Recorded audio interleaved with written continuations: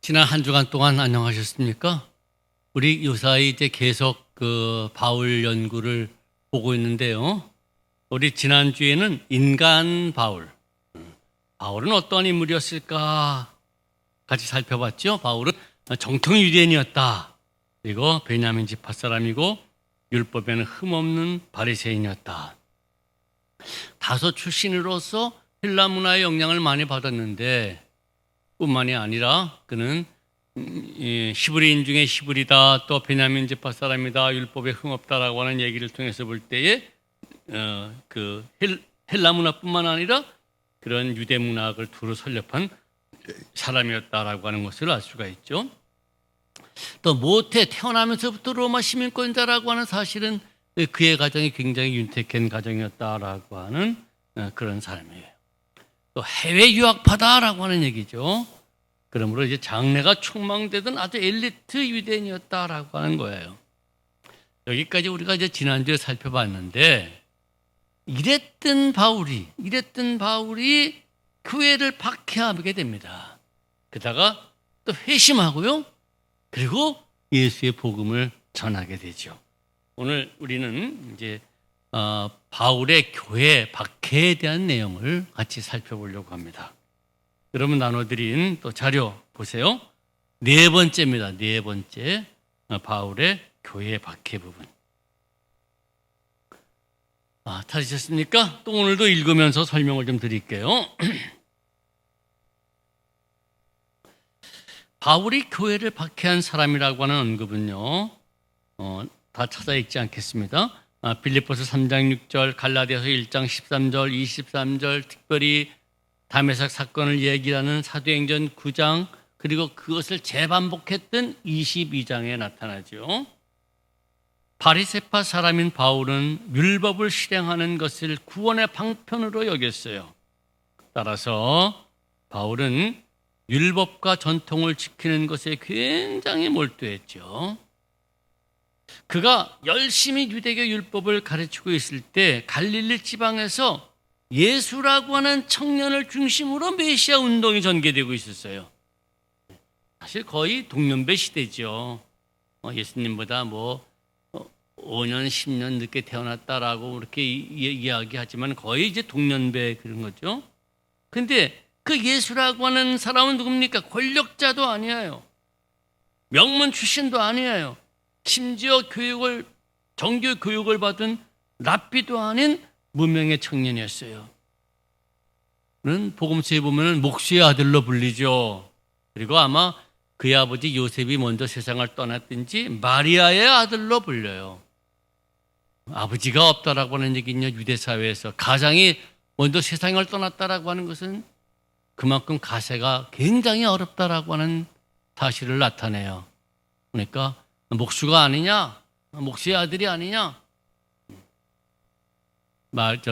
예수는 굉장히 어려운 환경 속에서 생업을 지탱했던 그런 사람이었을 거예요. 그러니까 바울과 비교해 볼 때는 이 정말로 감히 비교될 수 없는 그런 사람이 메시아 운동을 전개하고 있었어요. 또 예수라고 하는 사람은 주로 도시가 아닌 농촌에서 활동했죠. 그리고 그에게는 그와 비슷한 계층의 사람들, 아마레츠, 땅의 사람들, 천민들이에요. 천것들.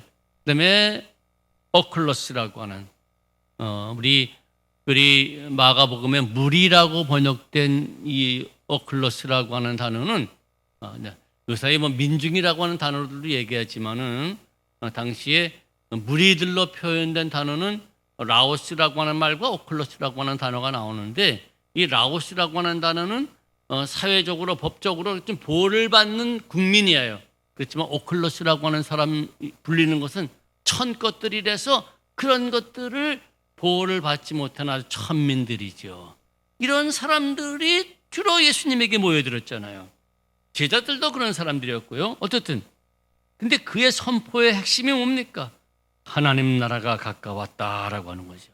내가 찾고 하나님 나라가 가까웠다. 이 바실레이아 테우라고 하는 하나님의 통치, 이 하나님이 통치하시는 때가 되었다라고 하는 그 말이었어요. 그리고 그 증거로 귀신 들린 자, 병자들이 치유를 받았죠.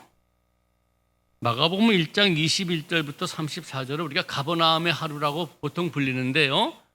예수님의 그런 사실 어떻게 보면 평생 했던 그런 선교의 활동을 요 가버나움에서의 하루의 삶으로 축약한 것이죠. 안식일에 회당에 들어갔다가 더러운 귀신 들린 사람을 고치죠. 쫓아내죠. 나와서 베드로의 장모의 열병을 고치죠. 그 다음에 해가 질 때쯤 돼서 수많은 사람들이 병자를 다 들고 오니까는 다 고쳤다. 뭐지 그런 내용이 나와요. 어쨌든 하나님 나라가 가까운 증거로 귀신 들린 자 병자들이 치유를 받게 되죠. 그러나 유대 지도층들, 즉 기득권자들은 이 운동을 또 하나의 거짓 메시아 운동으로 봤어요. 당시에는요, 예수님 당시에는 많은 메시아 운동이 일어나서 백성들을 선동하고 했죠. 그때마다 당국은 그 두목을 제거했으며 이내 그 운동은 종식되고 말았어요. 그래서 이제 사도행전 5장 33절부터 37절에 그 사실을 우리가 확인할 수가 있는데 성령의 역사로 그 베드로가 제자들이 그 성령을 받고 방언이 터져 나오고 연설을 하죠. 예루살렘에서 너희들이 죽인 그 예수를 바로 하나님이 살리셨다. 그리고 베드로와 요한은 성전 미문 곁에 앉았던 안진뱅이들 막 이렇게 세우죠. 이제 그런 설교를 할 때에 예루살렘 사람들이 너희가 죽인 그 사람을 하나님이 살리셨다. 우리가 그 목격자다. 증인이다. 라고 이렇게 이야기를 할 때에 예루살렘 사람들이 우리가 어찌할꼬 그래요. 들이 회개하라. 그 주 예수를 믿어라. 라고 하는 이야기를 하잖아요. 그러니까 백성들이 이제 베드로 쪽으로 막 몰린다는 말이죠. 그래서 감옥에 집어넣었다가 그를 죽이려고 합니다. 그때에 그 유명한 가말리엘 율법사가 그 베드로를 포함한 제자들을 죽이려고 했던 그들을 변호하죠. 그때 뭘 변호하는 내용이 바로 사도행전 5장 33절부터 37절의 이야기입니다. 야, 그만 놔두시오. 그 사람들 놔두시오. 사람에게서 낫다 보면은 스스로 없어지고 하나님에게서는 혹시 낫다면은 흥할 것이다. 가만 놔두시오. 그러면서 드다와 갈릴리 유다에 대한 얘기를 하잖아요. 드다와 갈릴리 유다. 그를 따르던 사람들이 400명이나 있었어. 그렇지만은 그 두목이 죽자 다 사라지지 않았느냐 얘기죠. 그러니까 예수가 죽었으니까 가만 놔둬라. 그러면 정말로 사람에서 났으면은 자연이 없어질 것이다. 그를 해치지 말아라. 그래가지고는 제자들이 생존할 수가 있잖아요. 이제 그 얘기입니다. 드다, 갈릴리, 유다. 이게 바로 이제 거짓 메시아 운동의 예였다라고 하는 얘기죠. 이런 경험이 있는 유대 지도층들, 특별히 산헤드린을 중심으로 한 종교 지도자들은 예수를 처형함으로 예수 운동을 종식시키려 십자가에 예수를 넘겨 죽게 했어요. 그러면 드다, 그 다음에 갈릴리 유다처럼 두목이 죽었으면 그 메시아 운동은 종식되어야 돼요. 끝나야 돼요. 마찬가지예요. 예수가 죽었어요. 십자가에 죽었으면 그걸로 끝나야 된다는 얘기예요. 그런데 계속 있겠습니다. 예전과 같으면 이 운동은 종식되어야 했죠. 그런데 잠시 움츠렸던 예수 추종자들은 재무장을 하고 나서서 종교 지도자들이 죽인 예수를 하나님이 다시 살리셨으며 그가 다름 아닌 조상들이 기다리던 그 메시아라고 증언을 해요. 이게 바로 이제 베드로의 긴 설교 아닙니까? 그것도 예수를 처형했던 바로 그곳, 즉 유다의 심장부인 예루살렘 항복판에서 그런 설교를 하는 거예요. 유대교, 즉 지도층을 중심으로 한 유대교는 이내 바퀴에 손을 뻗어주며 저들은 굴하지 않고 짧은 시일 내에 한 총파로서 자리를 굳히죠. 이렇게 해서 생긴 공동체가 바로 예루살렘 교회이며 그 핵심 인물은 베드로를 포함한 일부 제자들과 예수님의 동생이에요. 야고보죠. 예수님의 형제 야고보에 대해서는 마가복음 6장 3절, 마태복음 13장 55절에 언급되어 있어요. 여기서 야고보는 예수님의 제자가 아닌 예수님의 형제예요. 이게 이제 예루살렘 교회의 소위 지도급들입니다. 베드로를 포함한 그런 그 제자들과 사도들과 그다음에 예수님의 제자, 예수님의 형제인 야고보예요. 그래서 읽겠습니다. 근데 예루살렘 교회는요, 이미 우리가 앞서도 공부한 내용입니다. 사도행전 공부할 때 설명을 좀 장황하게 드렸습니다만 다시 한번 간단하게 정리를 할 거예요. 예루살렘 교회는 히브리파 유대 기독인과 헬라파 유대 기독인들로 구성되어 있어요. 먼저 히브리파 유대 기독인들이란 누구나 하면은 본토 팔레스틴에 본래 살던 유대인으로 기독인이 된 사람들이에요. 헬라파 유대 기독인들이라는 얘기는 이방 지역, 즉 헬레니즘 지역에 살다가 본토에 돌아온 유대인으로서 기독인이 된 사람이에요. 이 히브리파 유대 기독인들과 헬라파 유대 기독인들, 이게 합쳐진 게 예루살렘 교회예요.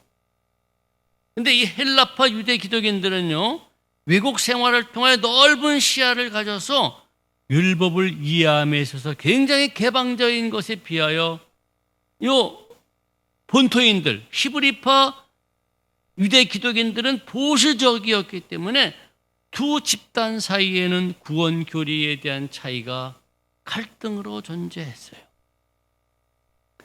요 히브리파 유대 기독인들은요, 구원을 받는 조건으로 할례를 받아야 한다는 것을 강조했죠.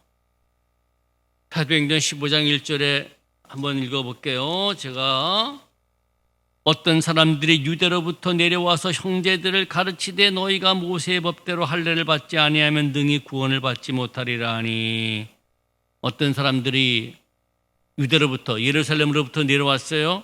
어디로 내려왔냐면은 안디옥에 내려온 거예요. 이방 지역에. 내려온 사람들이 누구냐? 히브리파 유대 기독인들이에요.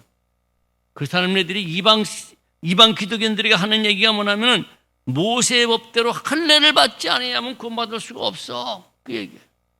구원받는 조건으로 할례를 받아야 한다는 것을 강조하죠. 반면 헬라파 유대 기독인들은 할례 실행을 조건으로 삼지 않았어요. 그러니 이 두 지파 사이에, 두 그룹 사이에 갈등이 존재할 수밖에 없죠. 이들의 갈등은 사도행전 6장에 노출되어져, 6장에서 노출되어져 12사도들이 모든 교인들을 모아놓고 새로운 지도자 7명을 선출하잖아요.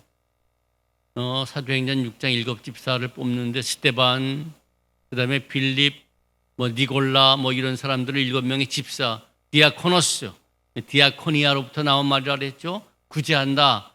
집사는 구제하는 사람이다라고. 헬라파 과부들과 히브리파 과부들이 구제하는데 자꾸 헬라파 과부들이 빠졌기 때문이다라고 설명을 하지만은 실상의 깊은 내용은 이 두 계층의 교리에 대한 문제 때문이죠.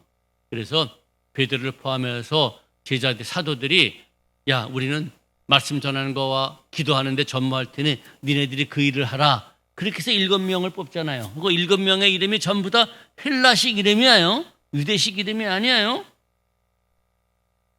계속 읽겠습니다. 7명의 지도자들은 먹이는 일, 디아코니아, 구제하는 일에 치중한 것이 아니에요. 사실 사도들과 마찬가지로 복음을 전파하는 것이었어요. 그래서 여러분들, 스데반이 죽은 다음에 이들은 유다와 사마리아 모든 땅으로 흩어지죠. 흩어진 사람들이 돌아다니면서 복음을 전하잖아요. 빌립도 복음 전하고 다 복음 전하면서 다니잖아요. 또 스데반도 얼마나 훌륭한 설교를 합니까? 이렇게 해서 단지 구제하는 사람이 아니라, 구제하는 일만 하는 사람이 아니라 복음을 전파하는 것이었기에 이들의 선출은요, 구제를 위한 것이라기보다는 두 집단의 갈등을 해소하는 과정이었다고 할 수가 있어요. 그러니까 베드로를 포함한 히브리파 유대 기독인들, 거기에도 지도급들이 있고 헬라파 유대 지도인들을 대표하는 또 7명의 지도자들이 나온 거예요. 자, 읽겠습니다. 그런데 헬라파 유대 기독인의 중심 인물인 스데반이 유대인들에게 체포되죠. 근데 왜 베드로나 사도들이 아니고 스데반이 체포됐을까요?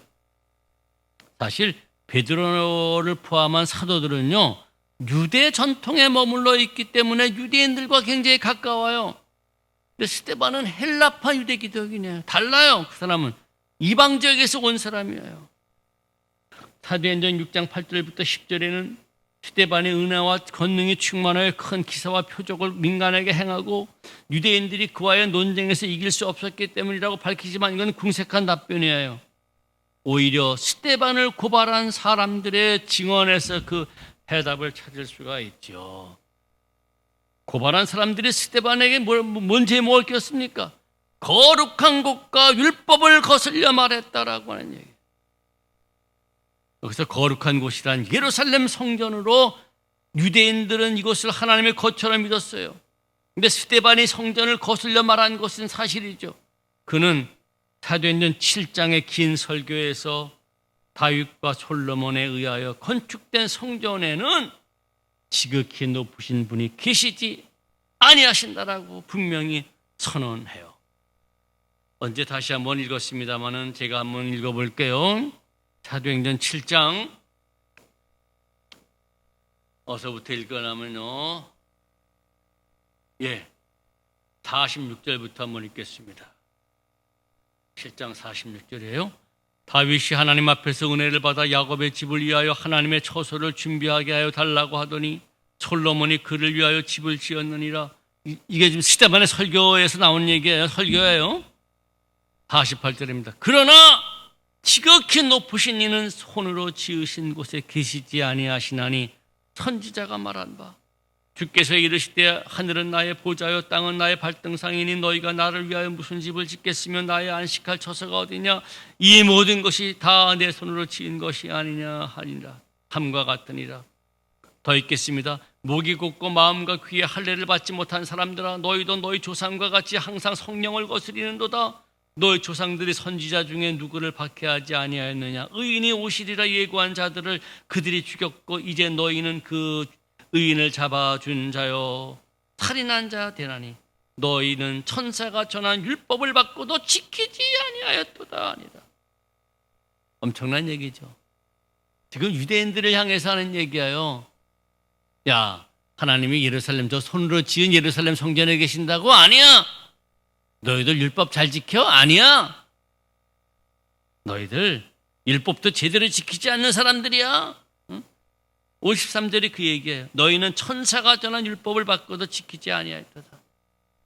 사실 율법 제대로 지키지만은 사실 형식주의로 지키고 있는 거예요. 그래서 읽겠습니다. 거기에 이제 지극히 높으신 분은 계시지 아니하였다고 분명히 선언하고요. 또한 유대인들이야말로 율법을 제대로 지키지 않는 형식주의자라고 비난했어요. 그리하여 유대인들은 그를 돌로 쳐 죽이고 그 일당들, 즉 헬라파 유대 기독인들을 숙청하기로 하죠.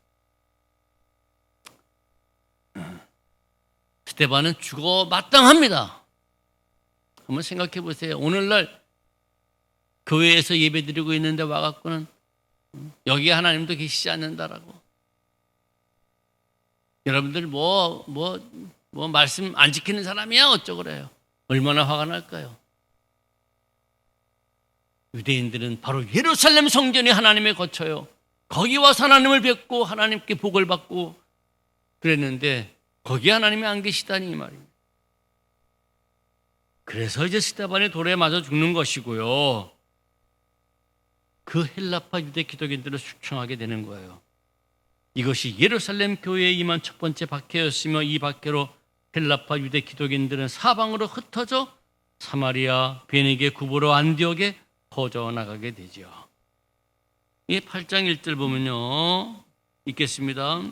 그날에 예루살렘에 있는 교회에 큰 박해가 있어 사도 외에는 사도들은 핍박 안 받아요. 사도 외에는 다 유다와 사마리아 모든 땅으로 흩어지니라.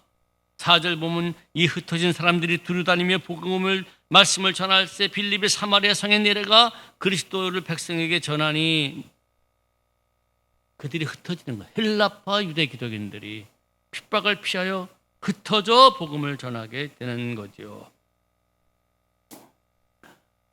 성서에는 언급이 없지만 말입니다. 당시 이미 존재하고 있었던 바울에 의하여 세워지지 않았던 다메섹 로마 교회, 이거 분명히 바울이 세우지 않았어요. 다메섹 교회, 로마 교회, 이런 교회 등은 아마 이렇게 스데반의 순교로 인하여 흩어진 헬라파 유대 기독인들에 의하여 세워진 것으로 여겨지죠. 바울과 사울이란 청년은 스데반의 순교 현장에서 증인들의 옷을 지키고 있었죠. 그리고 바울은 스데반의 죽임당함을 마땅히 여겼어요. 이후 그는 예수 그리스도를 추종하는 교회를 박해하는 전선에 뛰어들었죠.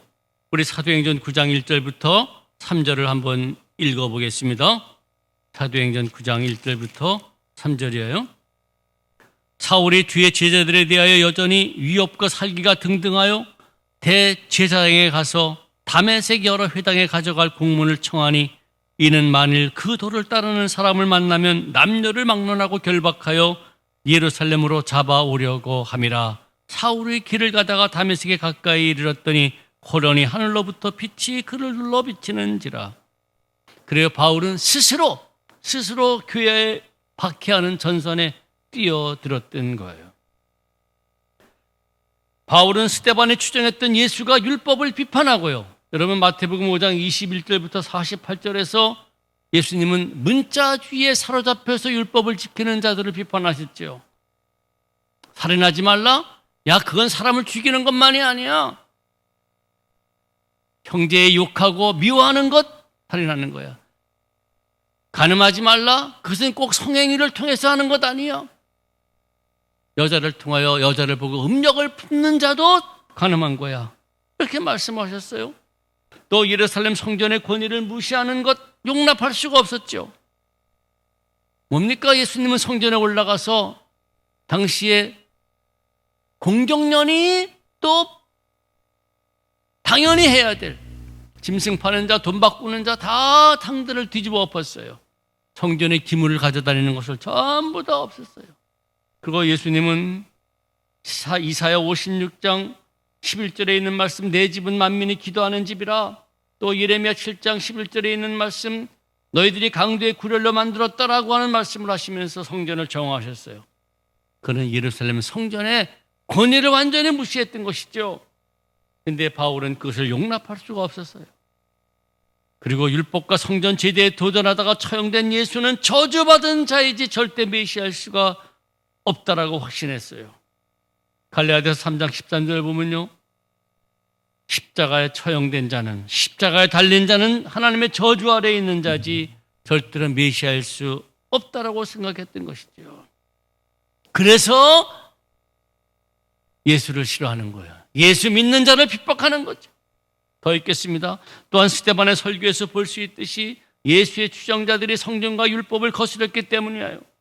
바울은 철저한 유대주의자로서 조상들의 전통과 율법을 지켜왔는데 이를 무시하는 교회, 곧 예수를 추종하는 무리들을 하나의 연병처럼 느꼈을 거예요. 더군다나 십자가에 처형된 예수가 부활했다라고 하는 그의 추종자들, 즉 그리스도인들의 주장도 납득할 수가 없었어요. 왜냐하면 말입니다, 유대인들에게 있어서 부활은 역사의 종말에 있을 미래적 사건이지 현재 사건에 이루어진, 현재 역사 가운데 이루어진 과거의 사건이 될 수 없다고 믿었기 때문이죠. 유대인들의 종말론은 어떠냐면은 그래요. 종말 신앙은 지금의 역사가 끝이 나요. 그리고 새로운 역사, 전혀 새로운 역사가 시작되어지는데 그때에 비로소 의로운 사람들이 부활해요. 근데 예수는 지금 역사가 진행되고 있는데, 시간 공간이 흐르고 있는데 부활했다니, 이거는 유대인들의 종말론으로 볼 때 말도 되지 않는 일이에요.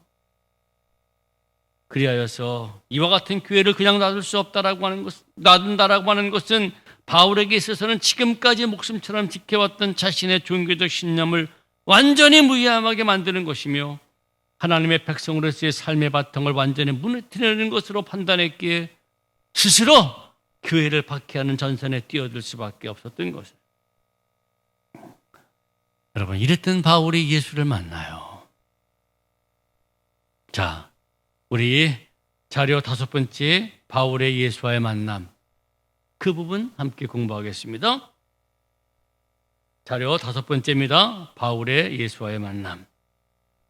바울은 그의 생전에 역사적 예수를 만나지 못했죠. 그런데 이것은 바울의 사도직 권위를 인정받는데 결정적인 약점이었어요.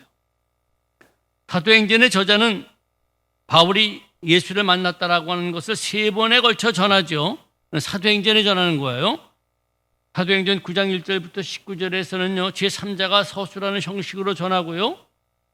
사도행전 22장 6절부터 16절과 사도행전 26장 12절부터 18절에서는 바울이 자신의 경험을 직접 말하는 것처럼 전해요. 근데 사도행전 9장은 다메섹 사건이죠. 사도행전 22장 6절부터 16절은 예루살렘에서 체포되었을 때 천부장에 의하여서 영내로 끌려 들어가요. 그때에 천부장에게 부탁을 해요. 내가 저 백성들한테 한마디 하겠다. 조용히 시키고 히브리어로 말해요. 그때 사람들이 놀라죠. 그때에 내가 예수 만났다. 그 다메섹 사건을 얘기를 해요. 또 26장 12절부터 18절은 뭐냐면은 아그리빠 왕 앞에서 바울이 자신을 변호할 때 그 다메섹 사건을 이야기하면서 나 만났다라고 하는 이야기를 해요. 그러나 여러분, 이 3번의 진술은 약간의 차이점이 있지만 핵심의 내용은 바로 다메섹 교회를 박해하러 가던 도중에 하늘의 빛과 함께 야 어찌하여 나를 박해하느냐, 나는 내가 박해하는 예수다라고 하는 소리를 들었다라고 하는 얘기예요. 이 3번 다 다메섹 사건에 대한 이야기예요. 문제는 이것은 바울이 전하는 자신의 체험담이 아니라 사도행전 저자가 간접적으로 전하는 내용이죠. 바울은 예수와의 만남이 자신의 사도직 권위에 중요한 아주 필요 충분 조건임에도 불구하고 그의 서신에서는 몇 차례 간결하게 언급할 뿐이에요. 갈라디아서 1장 15, 16, 고린도서 9장 1절, 15장 8절. 그러나 이러한 언급도 만남 그 자체에 대한 주장이 아니라 다른 주장을 곁들여서 말한 것이죠. 갈라디아서 1장 15절부터 16절 한번 볼까요?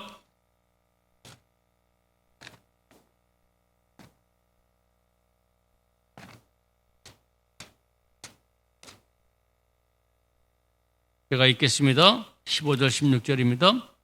그러나 내 어머니의 태로부터 나를 택정하시고 그의 은혜로 나를 부르시니가 그의 아들을 이방에 전하기 위하여 그를 내 속에 나타내시기를 기뻐하셨을 때에 내가 혈육과 의논하지 아니하고, 이 얘기는 뭐냐면요, 하나님께서 그의 아들 즉 예수를 이방에 전하기 위하여 그를 나타내 보이셨는데 그것은 자신이 모태에 있을 때 이미 정하신 하나님의 뜻이라고 하는 주장으로 예수를 만났다라고 하는, 곁들여 얘기하는 거예요.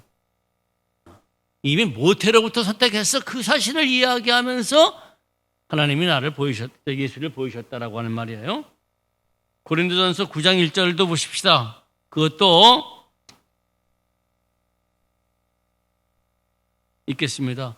내가 자유인이 아니냐 사도가 아니냐, 예수 우리 주를 보지 못하였느냐, 주 안에서 행한 나의 일이 너희가 아니냐. 이 얘기도 자신의 사도권 주장을 주장하기 위하여 예수를 만났음을 주장하는 거예요. 또 고린도서 15장 8절은요, 부활을 목격한 사람들의 명단을 쭉 나열하다가 자신도 만났음을 주장하는 거예요. 이런 차원에서 바울의 예수와의 만남 사실성 여부는 정말로 만났는지 안 만났는지는 불투명해요. 왜? 사도행전 저자가 간접적으로 이야기할 뿐이지 직접 이야기하지 않기 때문이죠. 중요한 것은요, 그가 어떻게 바뀌었는가라고 하는 거예요. 즉 예수를 만남을 통해서 어떻게 바뀌었는가, 이게 중요해요. 자, 이제 바울의 회심을 한번 보겠습니다. 6번째예요. 여러분들 가지고 있는 자료, 바울의 회심 전형. 자, 바울이 회심했다는데 그 회심의 성격이 뭔가라고 하는 거죠. 바울이 무엇으로부터 무엇으로 전향한 것인가라고 하는 거예요. 신임이었던 사람이 목사가 되었다고요? 아니면 주목세계에 있었던 범죄 집단의 두목이 성도가 되었다고요? 그런 내용이 아니에요. 바울의 회심은 그런 내용이 아니에요. 바울은 빌립보서 3장 4절부터 6절에서 자신은 육체를 신뢰할 만하며 율법의 의로서는 흠이 없는 자라고 자신 있게 말했어요. 이것은 자기야말로 갖출 것을 다 갖춘 사람이라고 하는 자신감에 나온 말이에요. 유대인으로서는 1등급의 사람이라고 하는 것이며 모든 면에서는 정점에 돌아오는 완벽한 사람이라고 하는 자부심의 표현이에요. 그런데 이런 바울이 신분상으로나 교육적인 면에서나 어떤 점에서나 자신과 비교될 수 없는 예수의 제자가 된 거예요. 고작 이방인의 땅이라고 하는 갈릴리 출신, 여러분 마태복음 4장 15절에 보면요, 갈릴리를 이방의 갈릴리라고 그래요. 분명히 유대 땅임에도 불구하고 이방 사람들이 하도 많이 모여 살아서 이방의 갈릴리라고 그래요. 이 이방의 땅 갈릴리 출신이며 정교교육도 받지 못했죠. 세리와 죄인의 친구지요. 율법도 폐기하고 성전의 권위를 무시하다가 죄인으로 처형된, 십자가에 처형된 그 예수를 믿는 믿음의 공동체 일원이 되었어요. 그리고 이 예수를 전하기 위해 동분서주하게 되었다는 거예요. 자신의 온 삶을 바쳐 지켜왔는데 자신의 존재근거였던 율법에 대한 무효를 선언하죠. 가장 중요한 게 뭡니까? 할례는 필요 없어라고 하는 그 할례의 효능을 선언해버려요. 그리고 예수의 십자가를 인류를 위한 속죄적인 죽음이며 구원의 유일한 길임을 선포하는 사람이 된 거예요. 엄청나게 바뀐 거죠. 바울은 빌립보서 3장 7절부터 8절에서 이렇게 고백해요. 무엇이든지 내게 유익하는 것을 내가 그리스도를 위하여 다 해로 여길 뿐더러 또한 모든 것을 해로 여김은 내 주 그리스도 예수를 아는 지식이 가장 고상함 때문이라. 내가 그를 위하여 모든 것을 잃어버리고 배설물로 여김은 그리스도를 얻고 그 안에서 발견되려 함이라. 여러분, 그가 가졌던, 그가 자부심이라고 생각했던, 그가 자랑스럽게 얘기했던 그 모든 것들을 똥처럼 여겼다는 얘기예요. 이 말은 지금까지는 자기가 소유한 어떤 것, 그의 힘, 그의 능력, 재능, 이런 것으로 자신을 생존할 수 있다고 믿었는데 이제는 자신의 그 모든 것들을 통째로 비우고 오로지 그리스도를 받아들임으로써만이 살 수 있다라고 하는 사실이 발견했다라고 하는 고백이에요. 바울에게 있어서는 코페르니쿠스적인 대전환이에요. 아주 완벽한 엘리트가 찌꺼기 같은 사람에게 굴복당하고 그와 같이 된 거예요. 이게 바울의 회심이에요. 여러분, 바울의 회심은요, 그가 무신론자에서 유신론자로 바뀌었다는 말 아니에요. 죄인이 회개하고 하나님께 돌아왔다는 말이 아니에요. 그는 죄를 아마 고민하다가 예수님께 돌아온 것이 아니에요. 어떤 사람은 바울이 죄 때문에 고민했다라고 생각하죠. 왜냐하면 로마서 7장 24절에 보면은 오라 나는 곤고한 사람이로다 이 사망의 몸에서 누가 나를 구원하라라고 하는 고백을 하잖아요. 거기서 오라 나는 곤고한 사람이다라고 하는 말은 바울 자신을 말하는 것이 아니라 율법 아래에 있는 인간 전체를 의미하는 것을 나라고 표현한 거예요. 또 디모데전서 1장 15절에서 나는 죄인 중에 괴수라고 하는 얘기가 있죠. 이 말을 한 것은 바울이 율법을 지키지 못했다, 그렇기 때문에 죄인 중에 괴수라는 것이 아니라 교회를 박해했다라고 하는 차원에서 고백한 내용이에요. 바울은 율법으로서는 흠없는 사람이에요. 죄인이 아니에요. 그러므로 죄 때문에 고민하다가 예수에게 돌아온 것 아니에요. 또한 여호와를 믿지 않다가 믿게 된 것도 아니에요. 그는 예전이나 지금이나 여전히 똑같은 여호와를 믿고 있어요. 그러나 지금은 여호와에 대한 그의 생각이 달라진 거예요. 인식의 변화. 여호와를 믿되 여호와에 대한 생각, 그게 바뀐 거예요. 여러분, 그가 예전에 믿었던 여호와는요, 이스라엘 백성만의 하나님이에요. 율법에 대하여 완전 무교를 요구하시는 하나님이었어요. 그리하여 종교적으로 인정받는 사람들은 축복하고 그렇지 못한 죄인들을 심판하시는 메시아였어요. 그런데 이제 예수를 만남을 통하여 비로소 여호와는 이스라엘 사람들이 그토록 멸시하는 이방인들, 모든 이방인들까지 사랑하시는 하나님임을 알게 된 거예요. 또한 여호와는 잃어버린 자와 죄인의 편에 서서 그들을 불쌍히 여기시며 모든 것들을 갖춘 강자의 하나님이 아니라 어린아이와 같이 연약한 자를 도우시는 분임을 발견한 거예요. 그러므로 이제 바울은 예수를 말하되 전능하신 분으로서가 아니라 십자가에 처형된 자를 말하는데, 이것은 유대인들이 믿었던 메시아 사상에서는 있을 수 없는 것이에요. 어떻게 메시아가 처형될 수 있느냐는 얘기죠. 어떻게 메시아가 죽을 수가 있느냐는 얘기예요. 메시아는 금관을 받아야죠. 저 김지아가 얘기했던 것처럼 금관의 예수여야 하지 십자가의 예수는 될 수가 없다는 얘기예요. 그러나 바울은요, 고린도후서 13장 4절에서 이렇게 말해요. 그리스도께서 약하심으로 십자가에 못 박히셨나니 하나님의 능력으로 살아계시니 우리도 그 안에서 약하나 너희에게 대하여 하나님의 능력으로 그와 함께 살리라. 여러분, 율법에 있어서 흠 없는 자의 눈에는 약한 자는 패배요 치욕이지만 약자의 하나님은 이제 그 약자를 도우셔서 부활의 능력을 나타내신다는 거예요. 이러한 하나님을 깨달았기에 바울은 고린도후서 12장 5절에서 나를 위하여 약한 것 외에 자랑치 아니하리라, 또 12장 9절에서는 내 능력이 약한 데서 온전하여 짐이라 라고 했던 것이죠.